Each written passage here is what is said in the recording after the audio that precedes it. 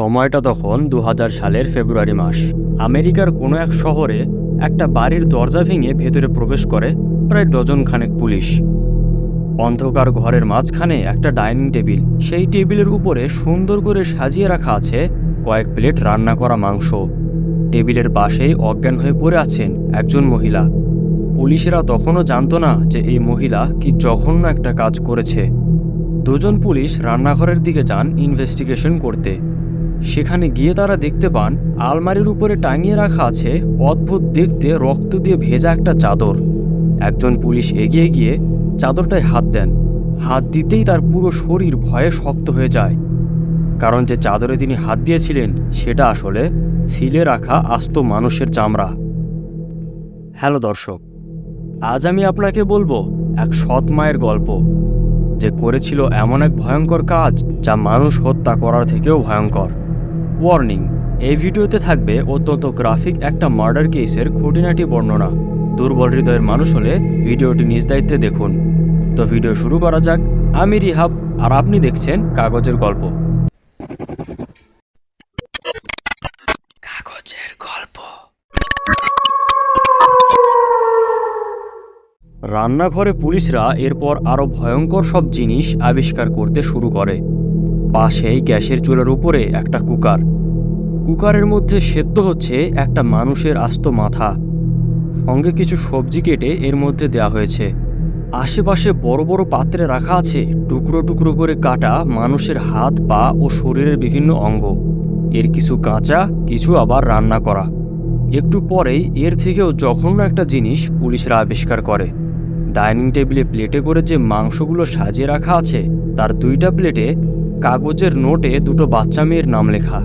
যেই সৎ মা এই জঘন্য কাজটি করেছে এরা তারই সৎ মেয়ে, আর যে মানুষটিকে রান্না করা হয়েছে সে এই মেয়ে দুটোরই আপন বাবা। অর্থাৎ এই সৎ মা তার সৎ মেয়েদেরকে তাদেরই বাবার মাংস খাওয়াতে চেয়েছিল। এই মহিলা কেন এবং কিভাবে এই ভয়ঙ্কর কাজগুলো করেছিল তা নিয়েই এবার কথা বলবো। এই মহিলার নাম হলো ক্যাথেরিন নাইট। ক্যাথেরিনের বাবা পেশায় ছিলেন একজন কসাই। তাদের একটা বড় কসাইখানার বিজনেস ছিল। ছোটবেলায় ক্যাথেরিনের বাবা তাকে অনেক অ্যাবিউজ করত। তাই বড় হবার পর ক্যাথেরিনের অতিরিক্ত রাগ ও আক্রমণাত্মক স্বভাব তৈরি হয়।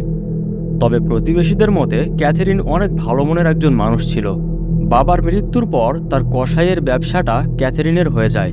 ধীরে ধীরে সে একজন দক্ষ কসাই হয়ে যায়।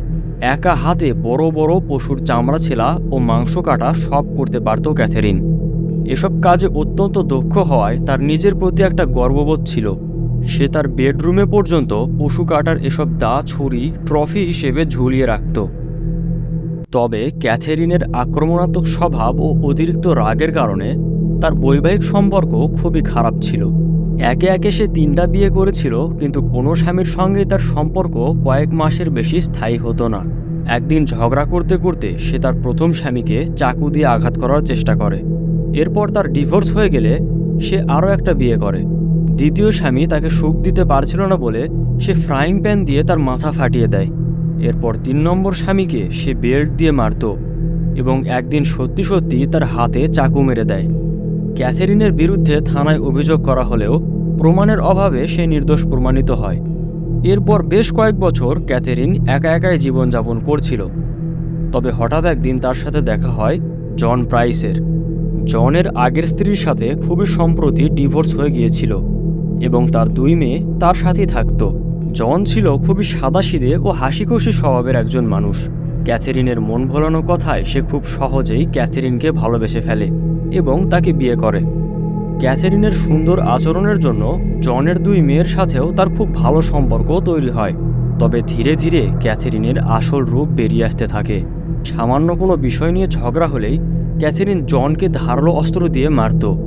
ক্যাথেরিনের আর 3টা স্বামীর মতো জনও তার এই সকল অত্যাচার সহ্য করতে পারেনি। তাই জনও ক্যাথেরিনকে তালাক দেয়। কিন্তু ক্যাথেরিন তবুও জনের পিছু ছাড়ছিল না। সে প্রায় জনকে ফলো করত।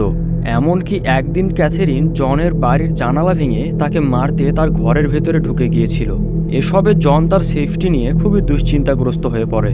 তাই সে কয়েকদিনের জন্য তার 2 মেয়েকে তার বোনের বাসায় থাকতে রেখে আসে। জন থানায় গিয়ে ক্যাথেরিনের বিরুদ্ধে একটা মামলা করে আসে। ফেব্রুয়ারি মাসের 29 তারিখে জন অফিস থেকে বাড়ি ফেরার সময় তার বন্ধুদেরকে বলে আসে, যদি তোমরা দেখো কাল আমি কাজে আসিনি তাহলে বুঝবে ক্যাথরিন আমাকে মেরে ফেলেছে। এই বলে জন বাড়ি চলে যায়। বাড়ি পৌঁছে জন দেখে তার বাড়ির দরজার তালা ভেঙে কেউ একজন ভেতরে ঢুকেছে। জনের বুঝতে বাকি থাকে না যে এটা ক্যাথরিন, কিন্তু জন ভেতরে ঢুকে দেখে পুরো বাড়িটা খুব সুন্দর করে সাজানো। ক্যাথরিন খুব সুন্দর একটা ড্রেস পরে তার সামনে এসে দাঁড়ায়। ক্যাথরিন তার মিষ্টি কথায় জনকে ভুলিয়ে দেয় এবং এক বোতল ওয়াইন অফার করে। ওয়াইন খেয়ে ও ক্যাথরিনের কথায় খুব সহজেই জন সিডিউস হয়ে যায় এবং ক্যাথরিনকে ক্ষমা করে দেয়। এরপর তারা জনের বেডরুমে গিয়ে ঘুমিয়ে পড়ে। মাঝরাতে ক্যাথরিন ঘুম থেকে ওঠে। তার মনে হয় জন তাকে ব্যবহার করছে এবং জন তাকে কখনোই ভালোবাসবে না। তাই সে মনে মনে ঠিক করে সে জনকে একটা উচিত শিক্ষা দেবে। ক্যাথরিন রান্নাঘরে গিয়ে তার পশু কাটার চাকুটা নিয়ে আসে। এরপর বিছানায় উঠে পরপর 37 বার জনের বুকে স্ট্যাব করে। জন ইতোমধ্যে ঘুম থেকে জাগা পেয়ে পালানোর চেষ্টা করে, কিন্তু প্রচণ্ড রক্তক্ষরণের কারণে সে দরজার কাছে গিয়ে পড়ে যায়।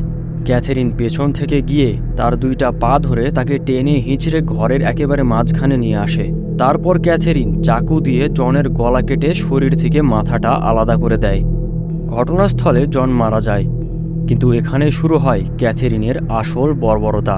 ক্যাথরিন জনের মাথা কাটা দেহটা রান্নাঘরে নিয়ে গিয়ে পায়ের ভেতরে লোহার হুক লাগিয়ে দেয়। তারপরে ছাদের সাথে উল্টো করে ঝুলিয়ে দেয়। এরপর একজন পেশাদার কসাইয়ের মতো নিখুঁতভাবে জনের বডি থেকে তার চামড়া ছিলে নিয়ে আলমারির উপরে ঝুলিয়ে দেয়। এরপর ক্যাথরিন দা দিয়ে বডির বিভিন্ন অংশ থেকে মাংস কাটতে শুরু করে। মাংসগুলো কেটে নিয়ে সবজি কেটে তার সঙ্গে রান্না করে ফেলে। জনের মাথাটা সে একটা কুকারের মধ্যে গরম পানিতে ফুটতে দেয় এবং তার মধ্যেও কাঁচা সবজি কেটে দেয়। রান্না করা মাংসগুলো ক্যাথরিন বেশ কয়েকটা প্লেটে সাজিয়ে ডাইনিং টেবিলের উপরে রেখে দেয়। এর মধ্যে 2টা প্লেটে সে কাগজে জনের 2 মেয়ের নাম লিখে দেয়। প্লেট সাজানো হয়ে গেলে ক্যাথরিন নিজের প্লেটে থাকা মাংস খেতে চেষ্টা করে, কিন্তু মাংসটা মুখে দেওয়ার আগেই ক্যাথরিন জ্ঞান হারিয়ে পড়ে যায়। পরের দিন সকালে জনকে কাজে আসতে না দেখে তার বন্ধুরা পুলিশকে ফোন করে। জন কয়েকদিন আগেই নিজের সেফটির জন্য থানায় মামলা করে এসেছিল, তাই পুলিশ দ্রুত তার বাড়িতে চলে যায়। সেখানে গিয়ে তারা ক্যাথরিনকে দেখতে পায় এবং জনের মাথাসহ শরীরের বিভিন্ন অংশ খুঁজে পায়। ক্যাথরিনকে জিজ্ঞাসাবাদ করলে প্রথমে তো সে বলে তার কিচ্ছু মনে নেই, কিন্তু ইনভেস্টিগেটরদের করা জিজ্ঞাসাবাদে সে সব কিছু স্বীকার করে। ক্যাথরিনকে মানসিক হাসপাতালে পাঠানো হয়, কিন্তু ডাক্তাররা বলেন সে মানসিকভাবে সম্পূর্ণ সুস্থ। কিন্তু তারা এটা বলেন যে ছোটবেলায় ক্যাথরিন তার বাবার দ্বারা অ্যাবিউসের শিকার হয়েছিল, তাই তার স্বভাবগত সমস্যা থাকতে পারে। ক্যাথরিনকে যাবজ্জীবন কারাদণ্ড দেয়া হয়। তাকে মৃত্যুর আগ পর্যন্ত জেলেই কাটাতে হবে। আজও ক্যাথরিন নাইট বেঁচে আছে এবং সে জেলে তার সাজা ভোগ করছে। আশা করছি ভিডিওটা আপনার ভালো লেগেছে। সাবধানে থাকুন আর মনে রাখবেন, অপরাধ কিন্তু কখনোই সমাধান হতে পারে না। ভিডিও ভালো লাগলে অবশ্যই একটা লাইক করুন। এমন রোমহর্ষক গল্প আরও শুনতে চাইলে সাবস্ক্রাইব করে কাগজের গল্পের সঙ্গেই থাকুন, কারণ খুব শীঘ্রই দেখা হচ্ছে আরেকটা নতুন গল্প নিয়ে।